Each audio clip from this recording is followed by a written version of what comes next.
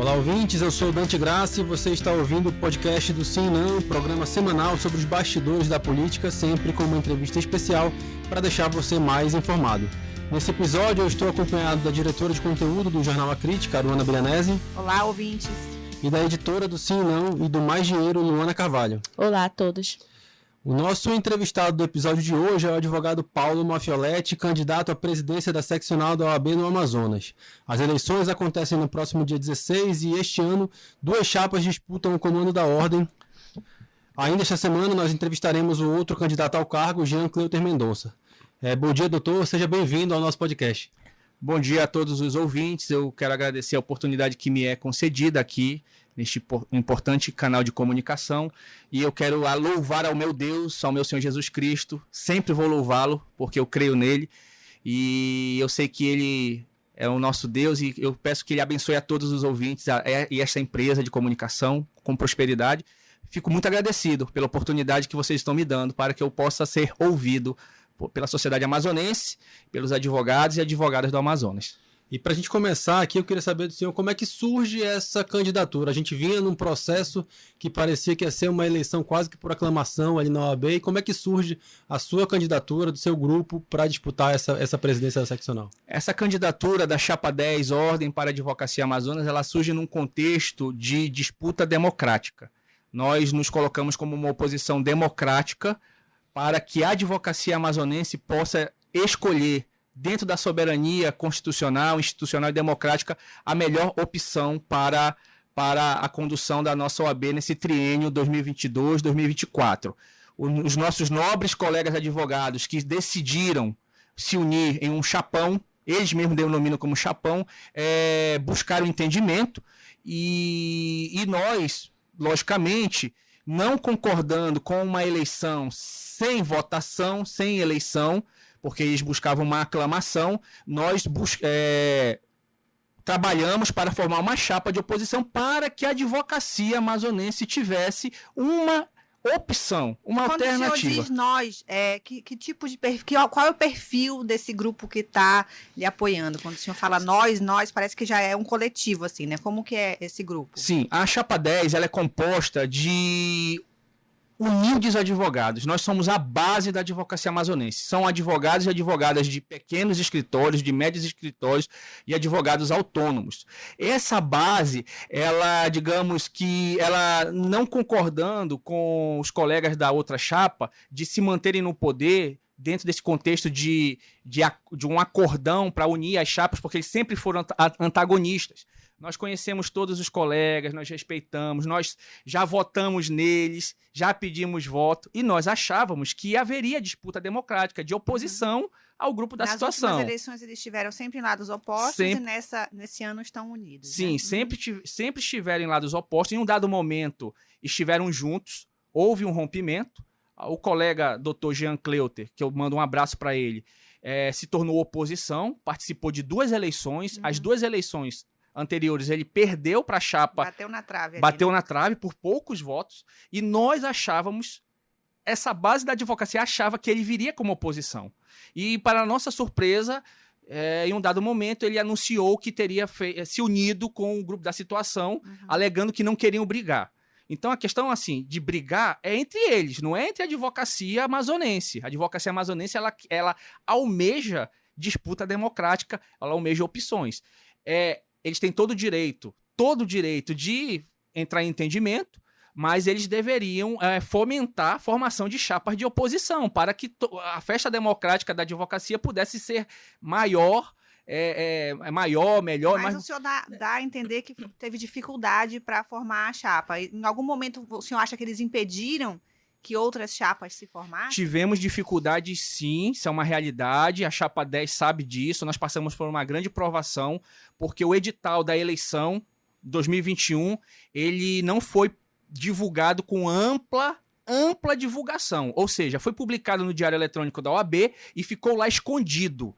Nenhum advogado do Amazonas fica lendo o Diário Eletrônico da OAB para saber quando vai ter eleição. Esse edital de eleição foi publicado, salvo engano, entre o dia 29 e 30 de setembro e ficou lá. No site da OAB, até depois do feriado dia 12, não tinha nada anunciando que, olha, dia 15 vai ter eleição, formem chapas, vamos votar, participem da festa democrática. É praxe que comissões eleitorais façam esse tipo de anúncio. Exatamente, né, é praxe. E aí, nosso grupo que estava em formação começou a questionar, cadê o edital? Cadê o anúncio? Cadê as informações? E aí nós estávamos buscando informações de seccionais do Brasil, aí seccional de Pernambuco, São Paulo, Rio de Janeiro, Rio Grande do Norte, anunciando assim de forma festiva, senhores, vamos formar chapas, participem da eleição, a hora é agora. E a OAB Amazonas, a atual gestão, não sei porquê, em silêncio. Aí nós descobrimos que ia ter eleição quando teve um anúnciozinho no Instagram dizendo: advogado que quiser votar na eleição tem que estar adimplente até o dia 15 de outubro. Aí nós descobrimos no dia 6 de outubro, de forma aleatória, que o edital tinha sido publicado no dia 30. E do dia 6 até o dia 15, que era o prazo final, foi aquela correria para formar uma chapa. Não é fácil formar uma chapa, é complexo, porque eu tenho que conversar com os colegas, eu tenho que apresentar proposta, nós temos que entrar em entendimento, nós temos que explicar a situação. Então, nós, ainda do dia 6 de outubro, quando nós da Chapa 10 descobrimos o edital, até o dia 15, a OAB ainda estava fechada 2 dias. Não tinha ninguém para nos orientar como fazer um registro de campanha, como montar a chapa, como fazer uma autodeclaração, como ter uma declaração de autorização, pegar as certidões. Não tinha nada disso. Então, bravos colegas corajosos, a doutora Lúcia Barreto, que é a minha vice, o doutor Bacelar, o doutor Sidney, o Isaac, o Yuri, esses colegas, eles doaram seu tempo para nos ajudar nesse projeto. Conseguimos formar a chapa e dar entrada na nosso registro, faltando 15 minutos do dia 15 para o encerramento do prazo fatal.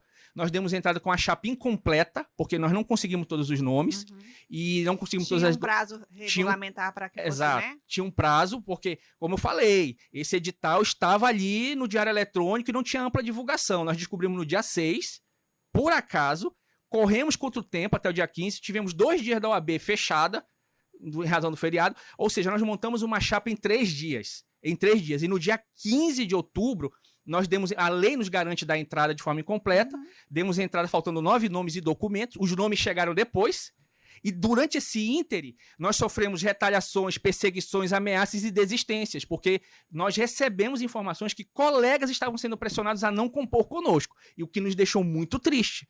Porque nós somos simples advogados, humildes advogados de pequenos escritórios e sofrendo retaliação. Eu mesmo sofri muita retaliação, não sei porquê, eu sou um simples advogado, não sou inimigo de ninguém, não tenho inimizade com ninguém, todos nós somos amigos e apenas almejamos participar de um processo democrático. Quem vai decidir os rumos da OAB no próximo triênio é a Advocacia Nacional, não grupos de interesse e grupos de poder que querem se manter até hoje aí conduzindo a nossa OAB. Doutor Paulo, durante essa correria para formar a chapa de vocês, chegaram a circular alguns áudios em que o senhor está ali tentando formar naquele trabalho árduo de formar a chapa, e o senhor chega a criticar um dos itens do edital, que é a questão das cotas. Vocês deram a entrada da chapa de vocês com as cotas, com todas as cotas? Como é que ficou essa...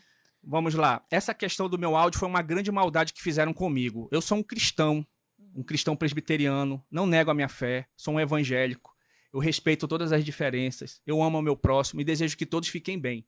A nossa discussão no nosso grupo técnico, que estava cheio de infiltrados da outra chapa, se dava no contexto dessa dificuldade que nós enfrentamos, de que o edital foi esconderam o edital da Advocacia Amazonense para que não tivesse chapa de oposição, fizeram um entendimento para ter um chapão, e aí naquela discussão nós encontramos os requisitos editalícios, onde diz que tinha que ter 50% de homens, 50% de mulheres, 30% de negros e negras e de gênero, e ali naquela discussão a dificuldade em si não foi num contexto pejorativo ou de crítica, foi de como é que nós vamos conseguir cumprir o edital em tão pouco tempo? Porque eu tenho que ligar para os colegas, eu tenho que ir atrás de colegas que pudessem somar conosco. Então as pessoas estavam reclamando, olha, nós temos que ligar para as mulheres, nós temos que ligar... Quem são essas pessoas? E aí vem a minha fala. E eu falo, não no sentido pejorativo ou de discriminação, atacaram a minha honra, atacaram a minha filha de 10 anos ficou triste, perguntando, papai, por que estão me chamando disso? A minha esposa, a minha mãe, uma senhora idosa, a minha irmã, a minha família toda ficou arrasada com a maldade que fizeram comigo. E não teve um advogado para me defender, porque a minha fala ela foi deturpada e tirada do contexto. Em um dado momento da minha fala, eu falo assim, olha, precisamos compor e cumprir o edital. E, de fato, eu dou uma risada. É uma risada que dizem que foi debochada. Não, foi de nervosismo. Eu sofri muito, chorei, coloquei diante do Senhor. Falei, Deus, tu és o justo juiz e julgador. Eu pensei em desistir, não por conta dessa maldade que fizeram comigo, porque nós sabemos de onde partiu. Eu pensei em desistir porque naquele dia 14 de outubro, nós não tínhamos um número suficiente para compor a chapa. Nós tínhamos 50 nomes. E essa pessoa desse grupo que fez essa maldade comigo, a maldade dele se transformou em bênção. O meu Deus vivo, poderoso, ele transformou isso em bênção, porque no dia 15 de manhã, o meu telefone não parou de tocar. O meu telefone não parou de tocar dizendo, essa maldade que fizeram contigo, Paulinho, os meus amigos me chamam de Paulinho, porque eles gostam de mim. Paulinho, essa maldade que fizeram contigo, eles não poderiam ter feito isso com você. O que nós podemos fazer para te ajudar? Eu falei, pelo amor de Deus, em nome do Senhor Jesus Cristo, eu preciso de nomes.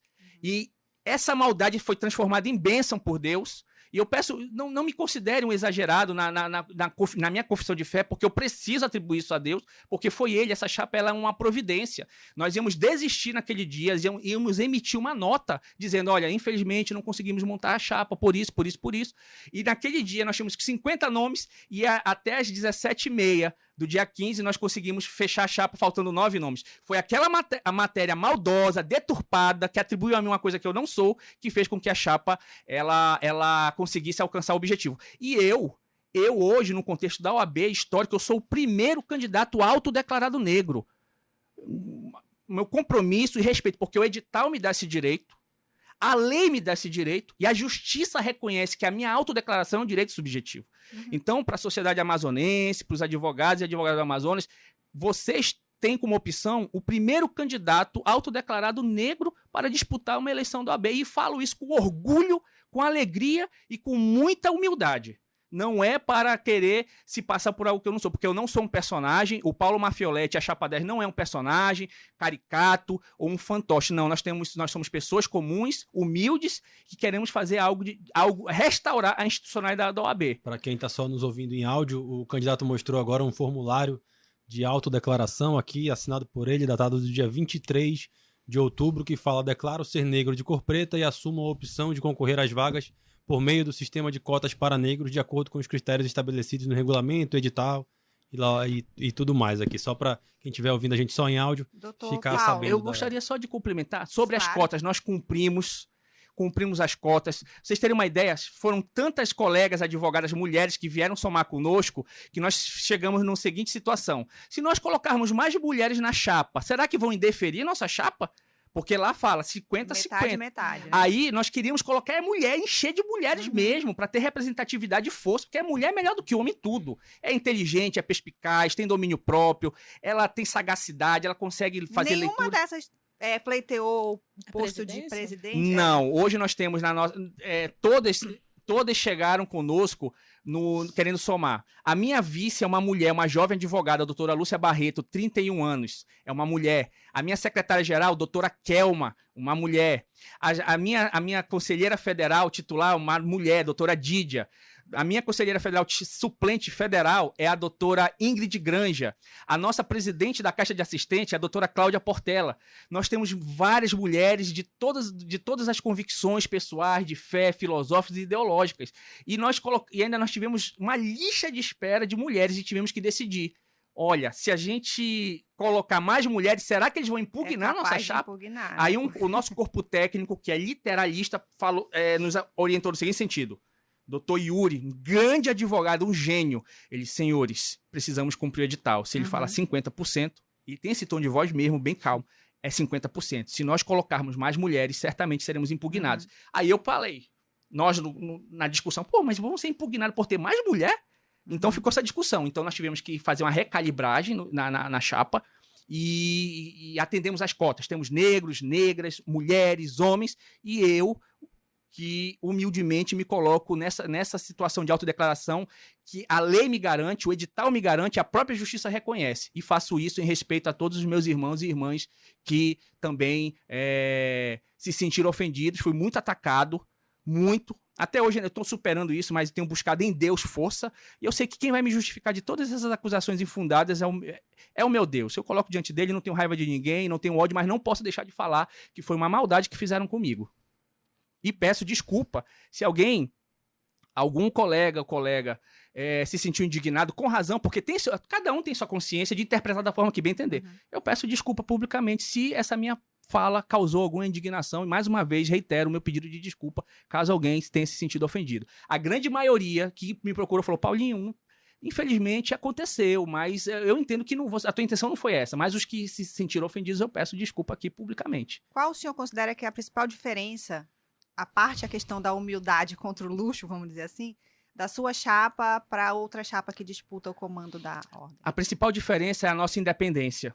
Nós não temos ligações fisiológicas, umbilicais e com agentes públicos, políticos.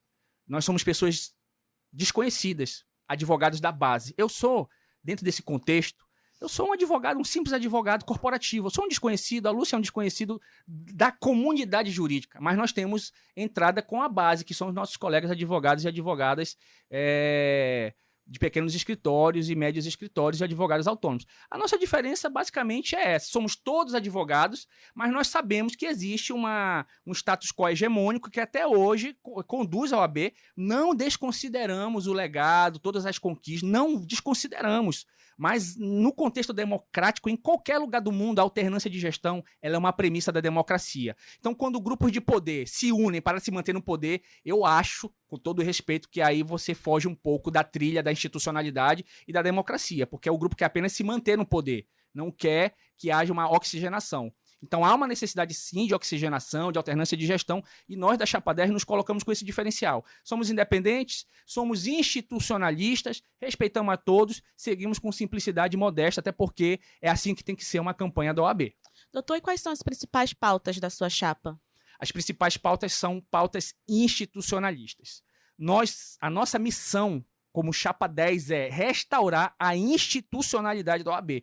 O que é restaurar a institucionalidade? É trazer de volta para o eixo da institucional. A OAB ela é uma instituição que ela tem representatividade na sociedade, ela defende a boa aplicação das leis, defende a Constituição, defende o Estado Democrático de Direito. E uma OAB forte e independente, ela vai poder, dentro dos mecanismos legais e de suas competências, promover as ações cabíveis em defesa da sociedade, dos hipossuficientes, das minorias, daquelas pessoas que precisam ter voz perante a sociedade.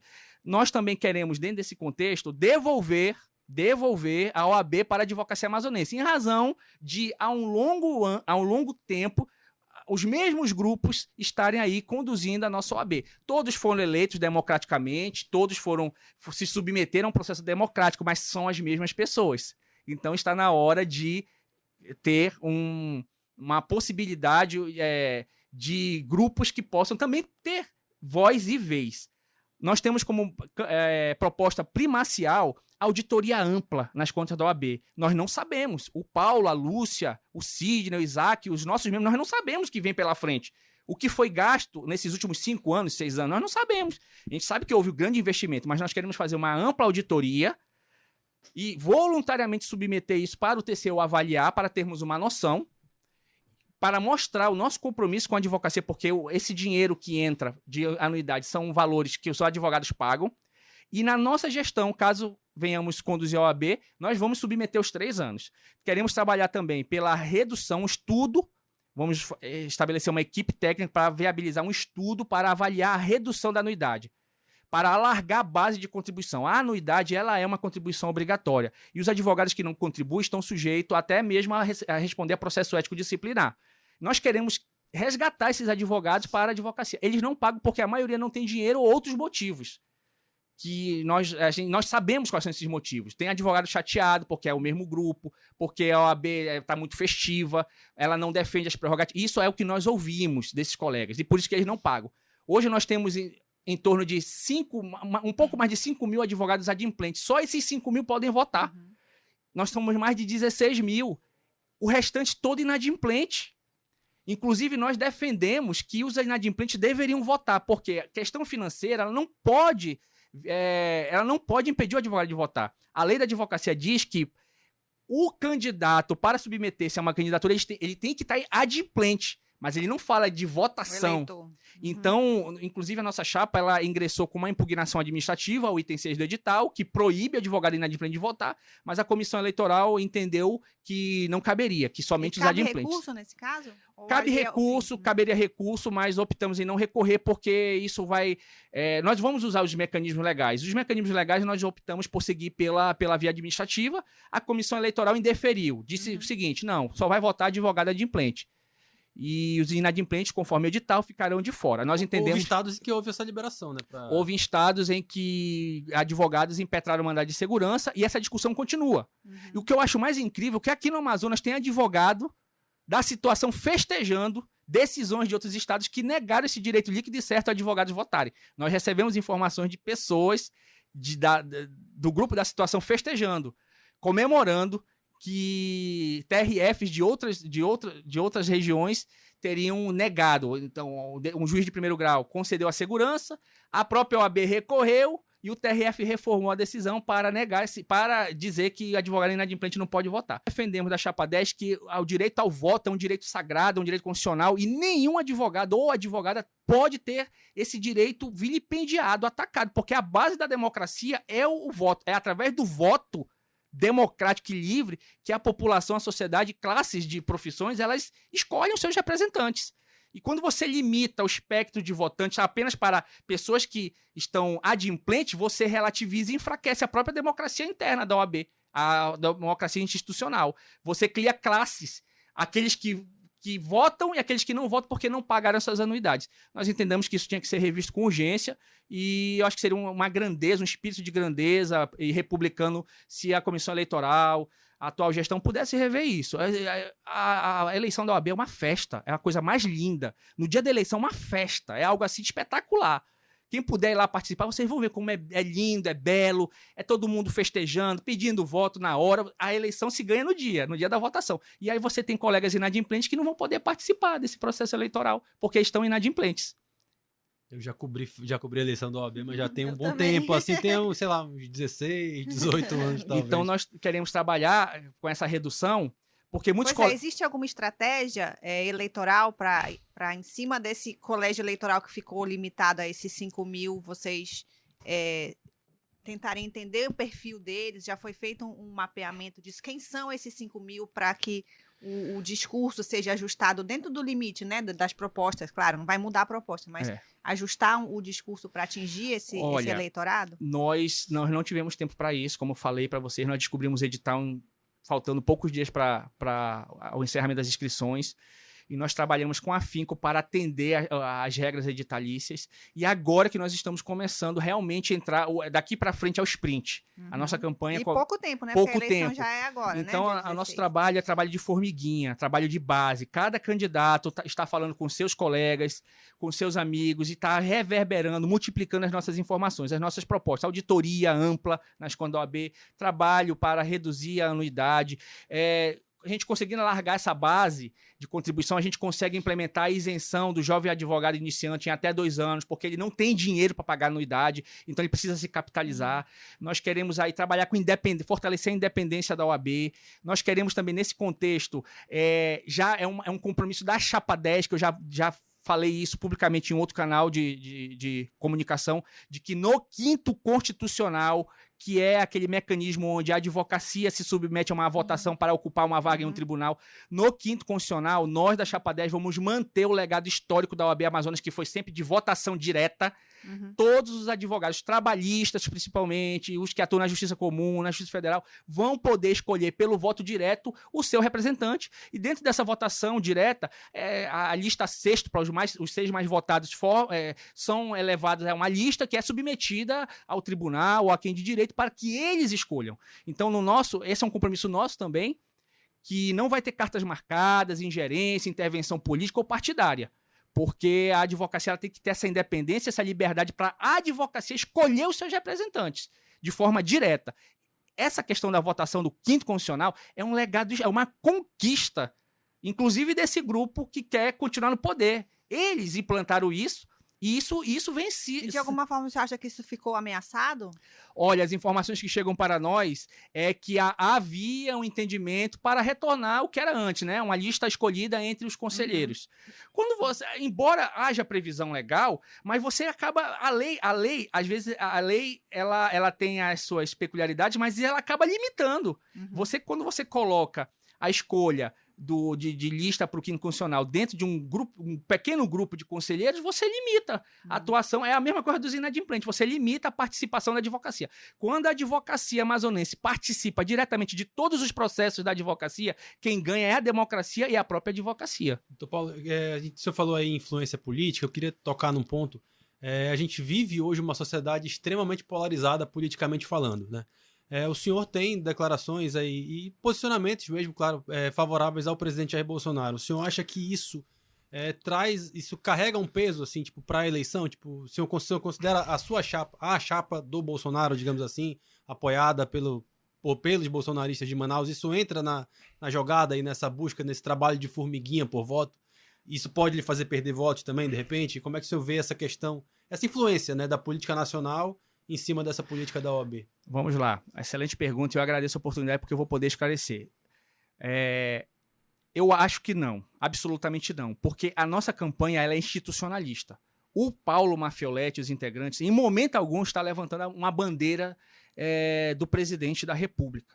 Infelizmente, estão subindo essas narrativas em grupos de WhatsApp, em até um ou outro portal de notícia que dá sua interpretação dos fatos.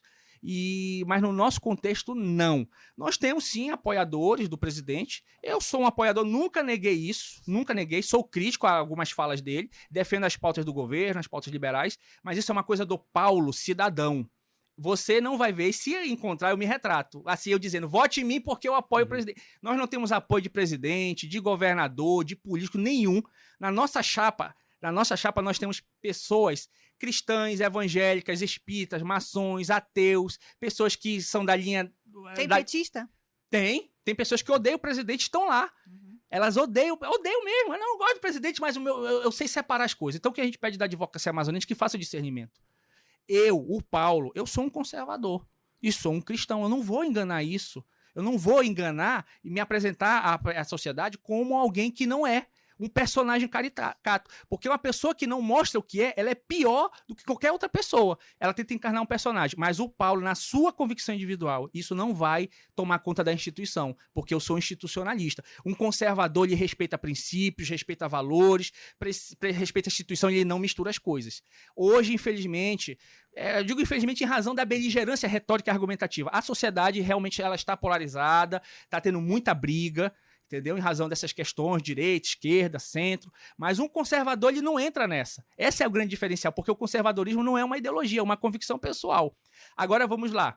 Falam da chapa 10, uma chapa bolsonarista. Olha, quem fala isso está, infelizmente, faltando com a verdade. Porque os nobres colegas lá da chapa 30, eles são os mais bolsonaristas. Lá tem 2 advogados bolsonaristas, 2 indicados por um grande líder do presidente no Amazonas.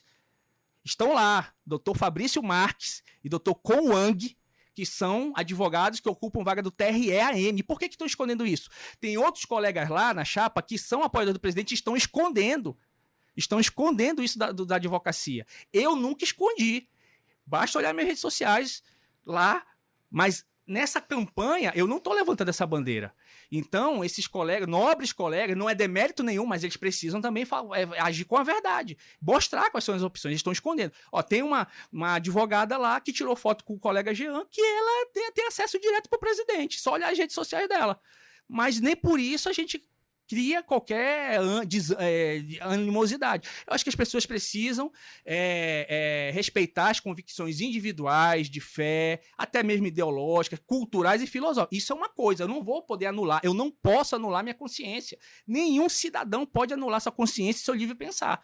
Mas quando você se coloca à disposição de uma instituição, aí você tem que ser submisso à instituição, nunca colocar ideologia, que foi o que o seu Felipe Santa Cruz, que é um esquerdista assumido, ele foi ex-filiado ao PT, ele tem acesso à pauta da esquerda, ele não fez isso.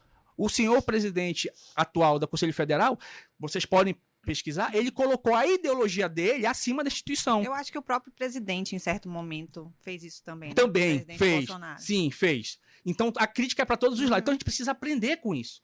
O compromisso da Chapa 10, eu afirmo e reafirmo, é um compromisso institucional. Eu sou cristão presbiteriano, sou um conservador, mas essa minha convicção, ela vai ser uma mera ferramenta para fortalecer a instituição.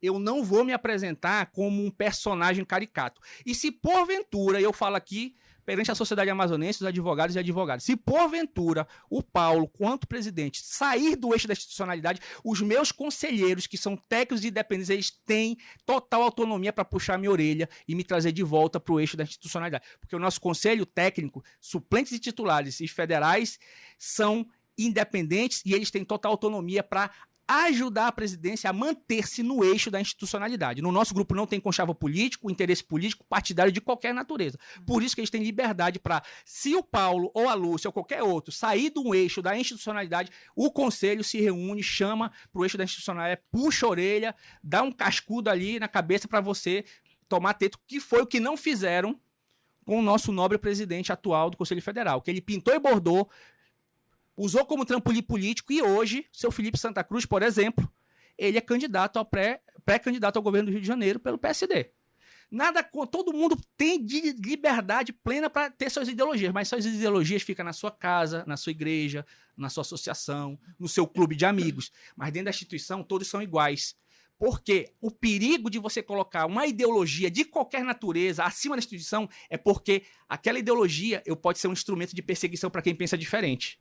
Você acha que isso aconteceu aqui no Amazonas também? Olha, aqui no Amazonas eu não tenho relatos de que tenha acontecido isso. Não tenho relatos. E assim, o Amazonas tem um diferencial. Nos bastidores há muita disputa. Muita disputa. Isso é verdade. Mas o Paulo, é uma coisa que eu tenho muita alegria que não vi isso. Nós não vimos isso na nossa instituição local. Mas nos bastidores há uma disputa ali, então, mas assim, a instituição, nesse sentido, eu não vi. Doutor Paulo, o senhor se formou em 2004 e fez sua carreira aí muito na área da gestão, né? Não teve tanta experiência assim como advogado militante e tal. Eu queria saber em que medida isso é uma vantagem para esse cargo que o senhor está pleiteando e em que medida o senhor precisa talvez superar alguns obstáculos por não ter tão forte essa experiência. Eu, há 15 anos, sou advogado, eu atuo na área da advocacia corporativa, sempre trabalhei em grandes empresas, criando departamentos jurídicos, passei por empresas como coordenador jurídico, supervisor jurídico, advogado pleno, advogado corporativo, e hoje eu figuro como um gerente jurídico, eu sou um gestor jurídico, então eu trabalho com gestão. Mas eu conheço as necessidades da advocacia. Não sou um advogado militante. Eu não tenho medo de falar isso. Eu não sou um advogado militante no sentido de estar todos os dias nos fóruns, todos os dias em delegacias, todos os dias em órgãos públicos. Mas eu conheço a realidade porque na empresa onde eu sou gestor jurídico, essas demandas chegam até mim, eu faço as minhas análises e trato diretamente com os advogados militantes que atuam na ponta. Então eu sei das dificuldades que eles enfrentam para ser recebido por um juiz, por um desembargador. Eu, pessoalmente, às vezes, vou em diligências em delegacias, por exemplo, que às vezes acontece alguma situação, mas eu sei que a OAB vai ganhar muito com a minha presença na presidência em razão da minha experiência como gestor. A OAB vai ter um gestor, alguém que vai fazer gestão e que não vai usar a OAB como um trampolim de ascensão profissional. Vou me manter como um gerente jurídico, cumprindo o meu horário, batendo o meu ponto e quando tiver as solenidades, as assembleias, as reuniões, estarei presente cumprindo o meu mistério. Eu concordo que nesse contexto eu preciso aprofundar, conhecer mais e aí eu vou recorrer aos meus amigos militantes para que nos auxiliem, a doutora Lúcia, que é a nossa vice, que é militante, doutor Isaac, doutor Yuri, doutora Kelma, doutora Cláudia, que são advogados militantes, vão me socorrer deles para que eles tragam essas demandas, para que a gente possa atuar na defesa da prerrogativa dos advogados criminalistas que estão tendo problemas no acesso às penitenciárias, de vez em quando tem algum tipo de intercorrência com uma autoridade, né, policial, mas o nosso trabalho nesse contexto, principalmente de defesa das prerrogativas, vai ser um trabalho institucional, não vai ser de perseguição, de beligerância, de ataque, porque o caminho da institucionalidade ele é um caminho de pacificação e concórdia. Quando eu sigo o eixo da institucionalidade, eu não uso a instituição para perseguir. Se um advogado sofrer algum tipo de intercorrência nas suas prerrogativas, nós vamos, de forma institucional, defendê-lo em todas as esferas e em todas as instâncias.